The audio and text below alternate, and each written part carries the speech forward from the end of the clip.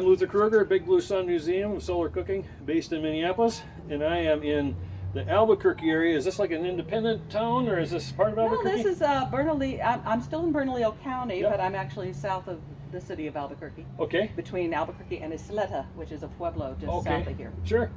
Rosemary Kern, author, solar cooker promoter, New Mexico Solar Energy Association, Lifetime member. Lifetime member, solar, you name it, solar home. And so this is fantastic that we could get together and chat. Yep. And I only have like 3 questions, and it's all open-ended. The first one is, how did you discover solar energy in any way, shape, or form? And then specifically, how did you get to solar cooking? Okay. And then it's like, what's happening now? Obviously, we've got a book that's still out there, Going Great Guns. Make sure people see this. The Solar Chef. Yes, which I have. I think I have 2 copies because I Really? ended up having 2 stacks of solar cooking books, and I'm thinking, well, which ones don't I have? Well, and then go through and search on eBay. Well, I don't have that one because I have this one stack in front of me. I get back and I finally merged the 2, and well, I already had. But that's okay, you know, you're okay. And I give the extra ones away. But so, how did you start with solar energy, solar cooking? Where are you now? And then how do you see the future? And like, what are your thoughts on promoting it? Where did it start? Well, where does it start? When did the sun dawn on you? Well, I was transferred actually to Albuquerque by my job, and I went to a meeting of the New Mexico Solar Energy Association for the first time in 1991 because my best friend Elaine, she was into it big time. She and her husband live in Albuquerque, and they're actually fully solar energy on their house. And it was fascinating. I was like, wow, what is this? And so I go in and sit in this group of people that are talking about photovoltaics and all these other words, and I'm like, what's a photovoltaic? I mean, like, I was really, really dumb about this. And, so they explained it to me, and then they had the food out cooking, and I was, I love to cook, and so this was like, wow, this is so great. So I started getting my own solar cooker. I got one of the Global Sun Ovens, All-American cooker. Actually, it wasn't called that at the time, but Sure. One of their cookers. And I learned about all of the aspects of it. And in my job, I also have some meteorological training, so I was starting to marry the requirements for being able to look ahead for solar cooking in terms of where's the sun going to be at what time of year, what time of day, how to figure out, if something's going to cook, if it needs full sun that day, or if it just needs a little bit of, partly cloudy will do. Sure. Started looking at all that, and that was, like I said, I started doing that in 91. I wrote the first cookbook in 2003 because when I started looking into this, they had several books out, the Haley books and others, that just told how to make solar ovens, how to build them. And they told a little bit about how to use them in a few simple recipes, and I got into experimenting. All right. So I wanted to turn around and see, okay, what can I do?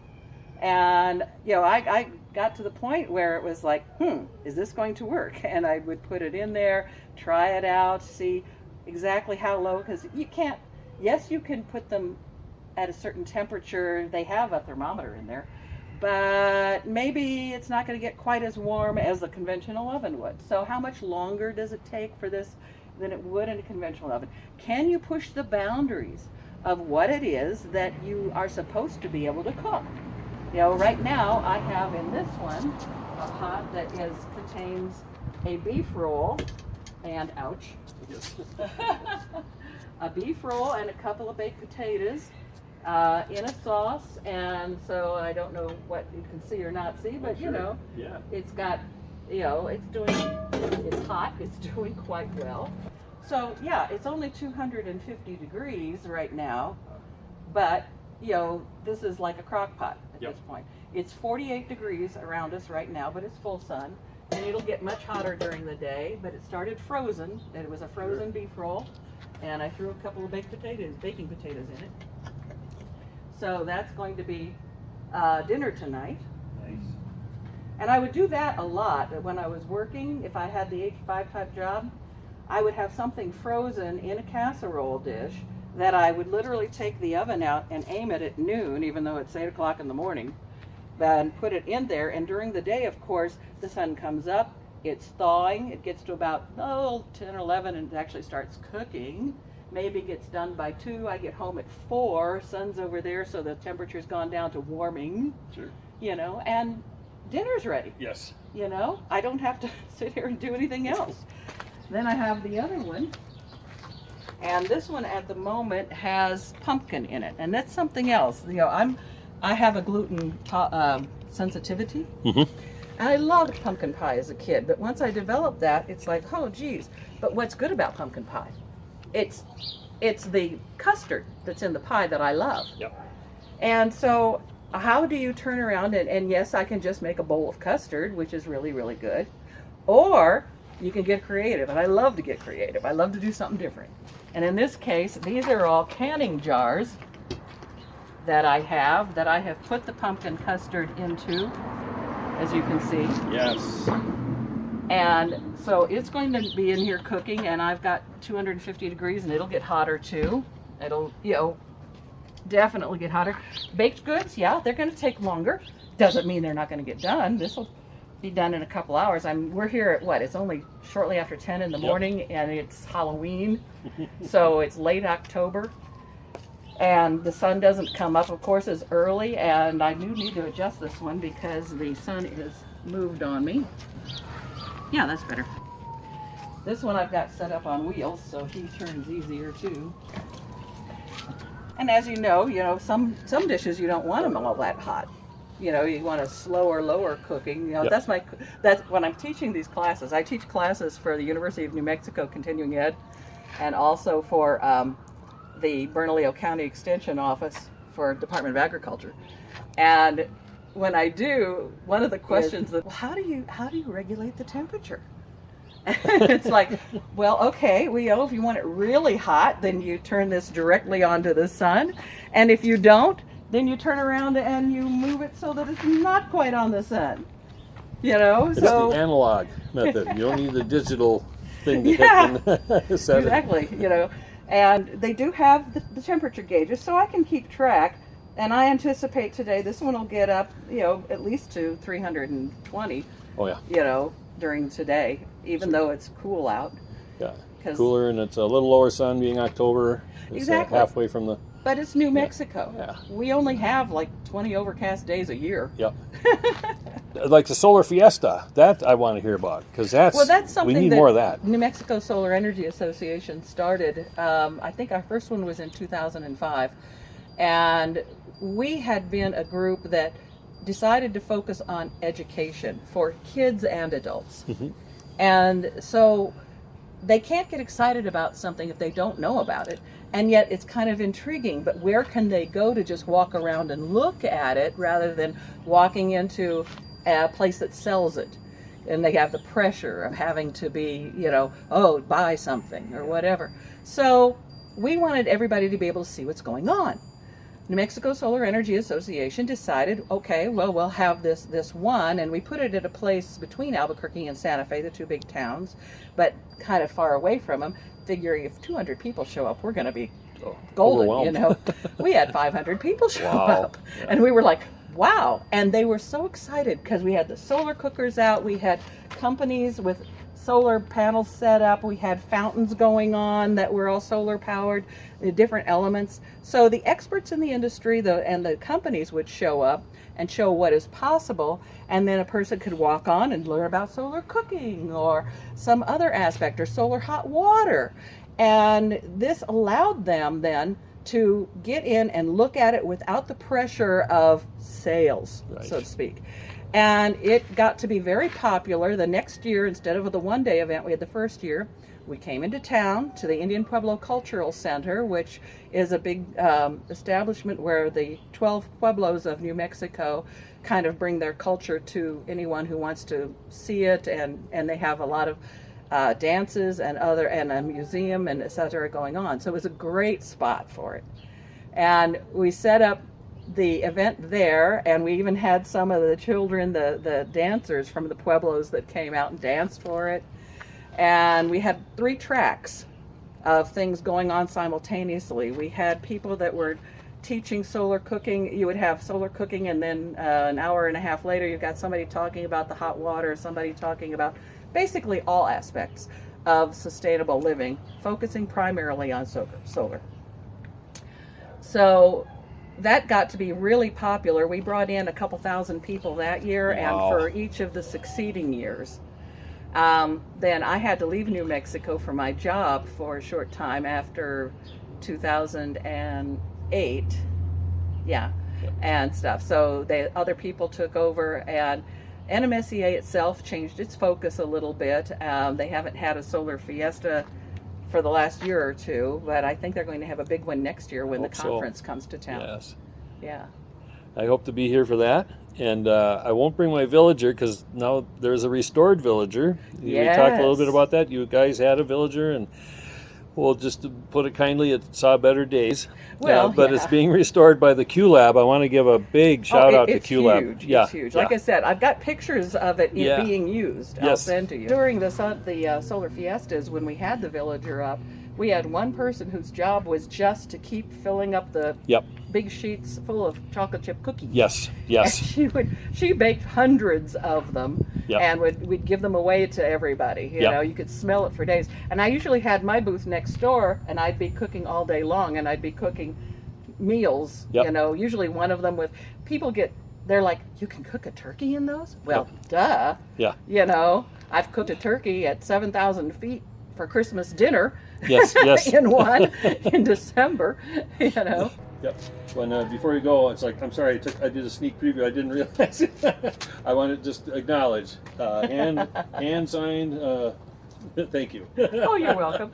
And my website is solarranch.com, and you can order a cookbook there or through Amazon, either one. There you go. Yeah, and they've also been sold by the Sun Oven Company for years, although lately they've come up with their own. They got snooty and decided to have their own. You know, it's branding. Sometimes you don't say that. So okay, yeah. Oh well, then I'll just keep holding up because you're going to talk about the whys and wherefores and. Yeah, well, basically with solar cooking for me, as I said, it was. Okay, here's how you solar cook. What can you solar cook? And I have a lot of friends in New Mexico that are solar cooks, and as well as all the experimentation that I do myself. So I went ahead and I called them all and I said, okay, I'm going to put together a book on solar cooking, and it's going to have information about all the different types of solar ovens there are, and there's going to have a thing on the sun and cloud requirements for solar cooking. Directions, how you place it, how you focus it for maximum gain, what kind of pots and pans you use, preheating, winter uses for people like you in Minnesota that actually have a winter. And then you go through and, you know, people sit here and they go, oh, well, you can't cook eggs in that. I mean, they take such a high temperature. I'm like, oh, sure you can. Yes.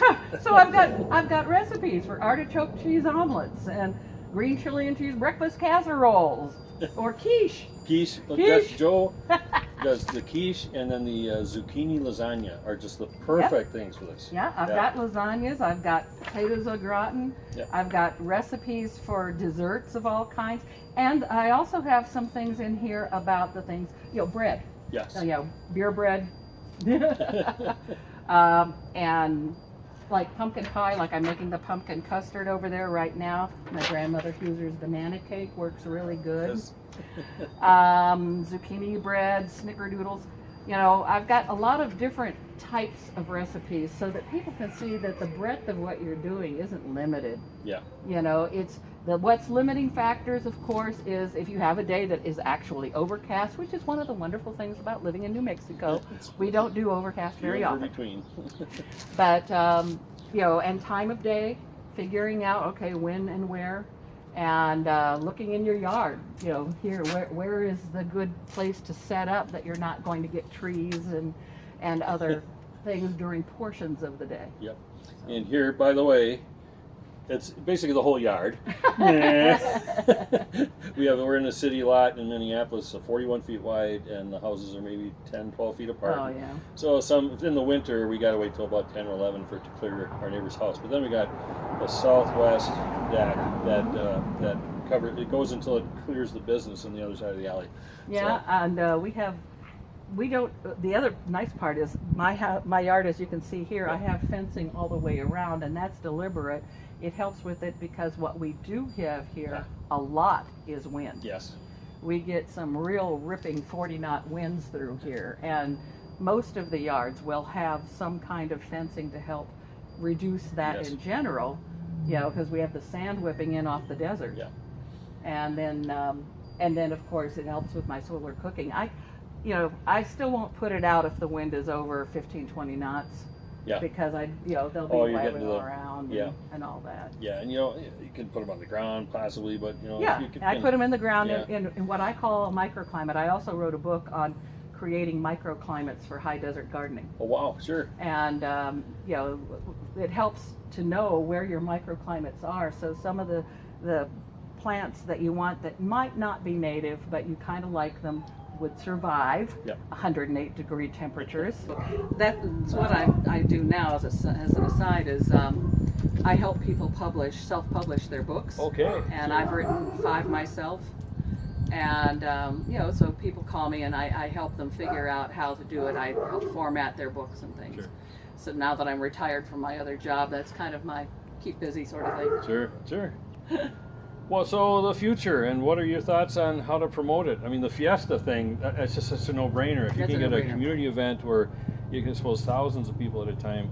But one of the solar fiestas we had right after Hurricane Andrew hit Florida, we had some people come up the next month to the solar fiesta from Florida specifically because they heard there was going to be solar cookers and solar cooks here. They said, we were out of power, we had no gas, we couldn't do anything for several weeks. We don't want to do that again. Teach us to solar cook because that's going to help us through the next emergency. But like when I'm teaching my classes, I also talk about if you're in an emergency, what kind of things can you use as a solar cooker? You can use your car. You can use the car shield and a black pot, set it out there in the sun and focus any reflective surface on it. So there's a lot of ways that you can handle emergencies. Sustainable living is wonderful. You're talking about education though. One of the things that I found is interesting is if you turn around and put out a call for, say, solar cooks to write stories about solar cooking, or if you're going to do other ports of solar too, and then you have like a competition in a way, and the best solar stories can make it into, maybe I should do that. I should write an anthology of solar cooking. Oh, there you go. And if you could help me do that, we'll send out the notice to everybody. We're having this solar cooking event, and the winning stories get published. I got a few of them, like the two daughters with the eggs. I mean, there are a lot of them are the kind of the conversion stories. The one time that I didn't even know the person, but she was invited by someone I invited. Yeah. And she's asking all these probing questions, and the next day she orders a simplicity. So, and I'm not getting a cut from that. I'm just to let everyone know, I'm not taking any remuneration whatsoever. No, this is awesome that you're putting this whole thing together to teach it's just about something people should be doing. I mean, and I tell this to people all the time. Okay, you want to reduce the heat in your house, especially in New Mexico, in the middle of the summer. You don't want to try and make your house hotter just to have a nice meal. Okay, put it in the sun. Yeah. 2 days ago, did a little pilgrimage to the Kern Coal Center, the Barbara Kerr, where she's got the through-the-wall oven. And just seeing that through-the-wall oven and how it's pointed toward the equator. I'm trying to get in the habit of saying equator-facing. So you include the southern hemisphere because they would have a north-facing wall. And just to be able to see, that is so simple. I mean, it's plywood, glass, a door with a little insulation, and then she has a window that opens out to where you have the door to the cooker. I used to dream about a kitchen like that. So the Fiesta, beyond that, what else did the Solar Energy Association do? Are you independent of the Fiesta? Well, both. Even after I haven't been working with them a lot because I've been working in other areas lately. But even as we were there, and then later, we all had these programs where we would go to the schools. Sure.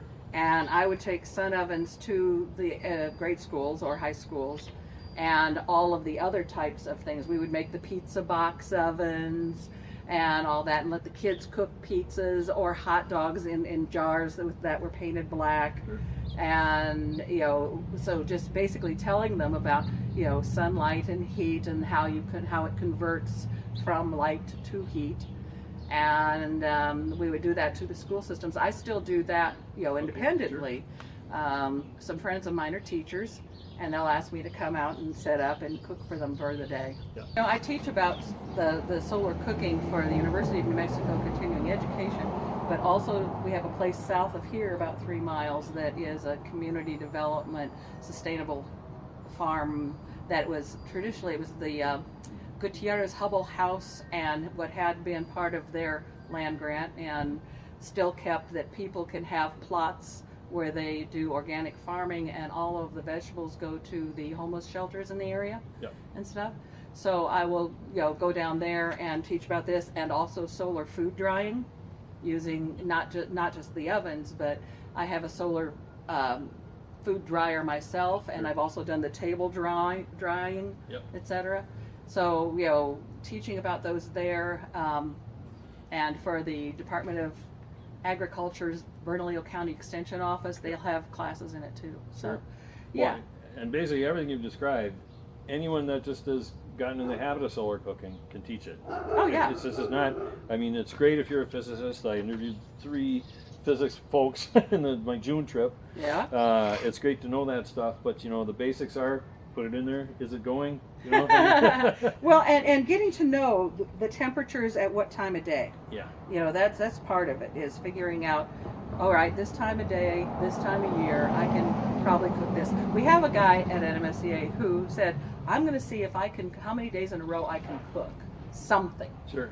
And he actually got to like 293 days in man. a row in New Mexico before he Minnesota. had a day where he couldn't cook.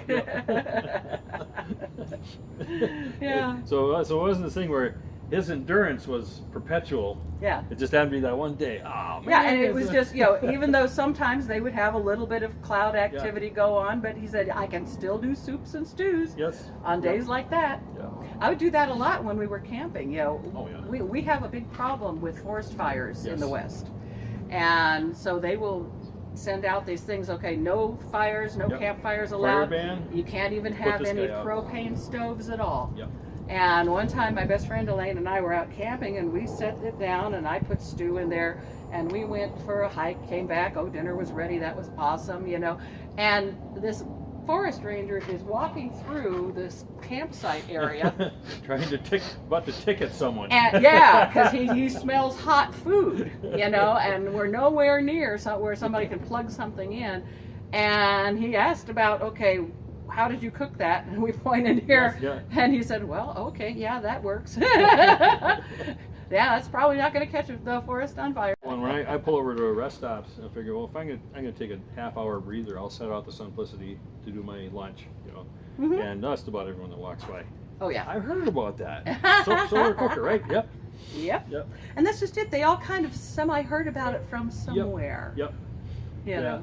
And there are plenty on the World Network on Facebook that are saying, where do we get to the point where, like, it's in a major TV show where that's what they do? Like Ed, he had a show called Living with Ed, where he was totally off the grid. He has a sun oven, and then they create these little conflicts to make it interesting, even though it's really kind of a reality show. Where his wife's going, oh, he bought a second sun oven, And it's like, well, yeah. Well, duh. Yeah. Well, you have to have dessert as well as dinner. That's right. That's right. Yeah. Although you get creative about how many things you can put in one, if you're having to go out away for all day. Yep. It's like I like this one just has the pumpkin custard going, and that's good. But that one has the roast and the potatoes. Yep. Although the best part for potatoes, you put them in a black sock and set them in there, separate from everything. And you can put them around the sides of other pans that way. Sure. Nice clean black sock. Black, yes. Clean. And no dryer. Fabric. The dryer the dryer scent, or the dryer scent. Oh, the scent. Yeah, 'cause unless you want, I don't know, floral scented potatoes. That might be a little. And it's probably artificial floral scent. So just don't do this. Yeah. Actually, better yet, on the line, dry them on the line on your clothesline. Well, yeah, that's true. That's right. It's That true. way it's a solar sock. It's a solar sock. Oh, there's a book, Solar Sock Cooking. Anyway, Oh my. I digress. A chapter, Okay, I gotta maybe. think of or a story.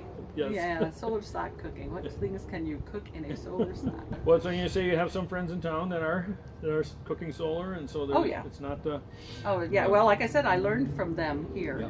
When I went to my first New Mexico Solar Energy Association meeting. And that's where you can learn the most is, if you go to the American Solar Energy Society's website, asus.org, Yep. you can look and they list all the states and where all the solar energy associations Yep. are Yep. in which town of those states. And you can turn around then and call them, email them, whatever, and get involved. And you'll learn more from those people. That's, so those are all. I mean, education pieces, how to promote it. Just how would you promote anything else? Do the same thing. Open Yeah, you streets do event, it. There's the You write about it. You politicians, talk about Yeah. it. Well, cool. Have we exhausted all this, or is there anything you want to say about the cookers? Or If I think of it, I'll let you know. Okay. Did you want to yes, glance at the sunroom and the Sure. solar food dryer? let's do the You know. sunroom. That'll be inside. Basically, this is part of the house, always faces south. So that allows me in the winter time to take some of the things. I've got a huge garden out back, an organic garden, and beehives and stuff. It's about a half acre here. Mhm. And so I can take some of them later in the year and pot them up and bring them inside. And I don't know if you can see, well, you can come on in and see what I've got. Sure. And this is on the south side of the house. So 1937, built out of adobe. These walls are basically pure adobe, and and you can see I've got all the way around here. Sun comes in. I keep that one like that because those plants are more sensitive to sunlight. Oh, They don't sure. want to be complete. They want some sun, but not completely. Yep. Except for the tomato, I got to move him. But over here, you can see I've got them right up against here. And in the winter, the sun's going to go down to that level there. And my latillas are uncovered in the winter so that the sunlight will come in here. It'll hit my tomatoes and other plants. I got some lettuce coming up here. And he's a baby artichoke I found. I said, well, I'm going to nice. take him in. I don't know if he's going to live or not, but we'll see. A stray? You took Yeah. in a stray. And then the sunlight comes in and it hits my sink, my brick floor here, and my adobe walls, and puts a lot of heat then in the house during the winter.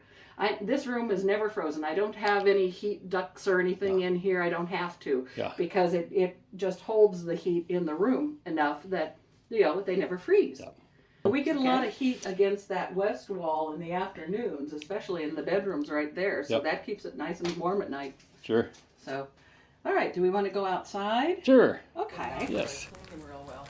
Sure. Let the water come out. Yeah. Now, like I said, at the moment, and you can see I put these in about 2 days ago, and there is also a thermometer inside of of here. These racks are just, the original one. This had been made years and years and years ago, and I inherited it when I bought the property, which was kind of nice. But the racks that were in there were, kind of dead.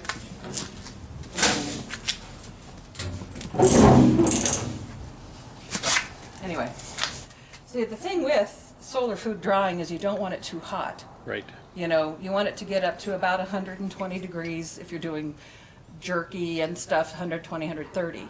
So for the summertime, I'll make sure it can get to that, and that's easy around here. Sure. Okay.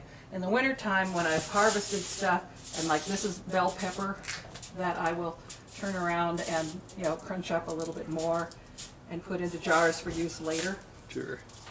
In the wintertime, if it just stays, if it gets up to 100, which it'll do anyway about 2 o'clock inside of here because the sun will strike this way directly, then that's all you really need, So I've got onions, celery, and believe it or not, the thing about solar food drying is when you put it on there, it looks like, oh my God, I've got the entire thing covered up. And then it dries, and it's Kinda really, shrinks. really, really tiny. So these guys are just about done. I'll take them out today and put them up. But these racks, I made them simply. I mean, this had been made already. It's wrought iron, painted black. It's got glass on top, glass on the front. And my little thermometer guy, I look in here. And then when I was going to find new racks, well, I was trying to figure out, is there any way simply to do this? Well, it's a slidable, adjustable screen you can put into windows. Yeah. Just simple, easy. And I can slide them in or out to make them whatever size, and I just kind of duct tape them and Sure. put them in there. And the nice thing about, of course, if you solar dry your foods like this, and I have leftovers of something in the fridge, it's been there for a while, it's like good now, but it might not be tomorrow. Yep. So I'll take it all out, chop it up finely, throw it in here, dry it, put it away, and then they're so nice to have those vegetables then when you throw into stews or something in the solar oven when you're out camping or hiking. Yep. You know, they're light, they're easy to maneuver with you, you're not carrying a lot of weight. You know, you just take the lightweight spices and onions and carrots and potatoes or whatever. So, and I've also done the type of food drying where you have long tables and set it out. I've actually solar dried fruit roll-ups. Yep. You know, make some apple butter, Sure. okay, and then put it out on trays, and you put it so that there's a screening on top of it so bugs can't get to it. Set it outside on the trays in the sun, and you end up with some really great fruit roll-ups. I can Yeah. give you one, as a matter of fact. Oh, that'd be Would great. you like to try Thank it? you. Absolutely. Well, hold on. I'll get you one. Now, these are fruit leathers that I made. I made the apple butter, cinnamon apple butter, and it's actually, cinnamon apple butter, and then spread them out on trays in the sun and let it dry nice and thin. Sprinkle a little bit of powdered sugar on top, and I roll them up like I did inside of wax paper and freeze them. And if you want to take a taste, Sure. you know, I love it. I freeze them because I love the flavor, but you know, you only get the fresh apples in fall. So I make a bunch of it at a time and keep it for as long as I can and still enjoy it all. Tasty, huh? Oh, it's There were things all over winter, like over here I've got carrots still coming, and I've just planted garlic for the winter. So I'll come out over all year long and harvest carrots. I just leave them in there until I need them. I don't have to take them out of the ground now. Yeah. You know, they'll continue to grow all winter long. And they don't get bitter or sharp or anything after that? Not really, not Okay, terribly. sure. And I just put these trees in about 3 years ago. They're losing their leaves for the winter now, but you know, they were good. That one, these two are apple, that's a pear. He's a young pear, but he's got some really great tasting fruit. Look at this, I got one left. Didn't see him. Ah. The It's a holdout. little Anjou pear. The last holdout. Here, you like pears? Sure. You can try that. All right. Right, that Oh, one's yeah. mine. Now you'll notice that in the garden here, several of my beds have ways of having covers on them. Now I've told you before, we get 108-degree temperatures here in New Mexico. So if I'm sitting here and I'm trying to grow tomatoes or anything else, and the temperature's 108 and the sun is scalding, then I need to be able to cover these guys. And trust me, the ambient light coming in is so bright in the desert that I have no problems with having enough sunlight. I have too much. So to keep them from burning or from getting so hot that they don't produce, I have a lot of different ways of giving them partial shade. So that one is a trellis that's spread over the top of that, letting in some sunlight. And of course, you can see it's got practically all sunlight inside there now because of the sun angle. During the summer, that is right underneath. We almost have the sun directly overhead in the middle of summer.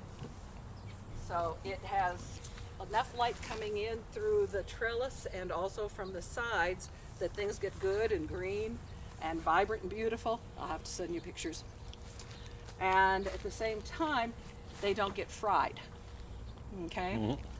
So I can use this one, and this is another one that I have. Oh, and that's the other thing, is when we do get what you've heard about is our monsoon season, those types of storms are such that they will put out a lot of big hail. Yeah. Okay? So there's nothing more heartbreaking than to have a huge, gorgeous plant, a set of green chilies or tomatoes or peppers or watermelons or anything, you know, and then have corn, and have this hail come down and just fry them. You know, they're just torn apart from the ground up. So by putting these on here, I can set it up for however much sun or shade I think it needs, and it also helps to protect them from those hailstorms. I've got this one set up now here, but during the summer, this is my cornfield over here, so to speak. Since it's just one family, it's not a big cornfield. But I will take those kind of Goodwill recycled drapes, and I will clip it so that it comes down from the center over to the west. And the reason is I want to have the sun in the east in the morning when it's not as hot, you know, and they get full sun in the morning that way. And then from noon on, they have a little bit of shade that helps to keep the burning sun off of them. And it's also on the west, which is where we get most of those 40-knot winds. So I'm protecting them from too much sun and heat. I'm protecting them from hail. I'm protecting them from wind. It's what you call a microclimate. That's right, why I wrote the book on gardening and microclimates. You have to know exactly how much your yard needs, of course. So, and I've put them down to 2 boxes for the winter, but they're still running around trying to find something to grab honey from. The other things I have in feathery things, those are asparagus, and there's beets and a cabbage over there, as well as some herbs and onions, garlic. So the herbs, they do well, the mint and the oregano and the parsley. You know, the parsley likes to stay green forever, which is great. So we got bees. Yeah. And I keep it surrounded so the dogs don't get to them. Otherwise, they like to eat them. Yeah. The female German Shepherd thinks they're quite tasty. Ah. She does. So just tell them to take the drone, Yeah, take the drone. the lazy drones that don't leave, right? Right. See, and right now they're just kind of coming and going, still looking to see if there might be something in flower. But they're set up now for the winter. I've put the winter bottom board. During the summer, because it gets so hot here, I'll put a bottom board on them that's got a screening. Sure. So that it encourages airflow, try and keep it a little cool. They get some shade in the afternoons from the tree I have above. But that way, you know, it kind of helps to regulate the temperature. But in the winter, we want to take that out, put this bottom board on that's hard so that you can keep the heat contained. Sure. You know. And right now, this time of year, what they're doing is they're driving away the drones, which are pretty useless during the winter months, because the queens don't go up and mate again until next spring. So the drones, so they just kind of sit around and let the girls groom them and feed them, and pretty much are otherwise useless to the hive until next spring again. And the queen will start making drones when spring happens. But in the meantime, the ones that are in there are just using up resources, so they kick them out.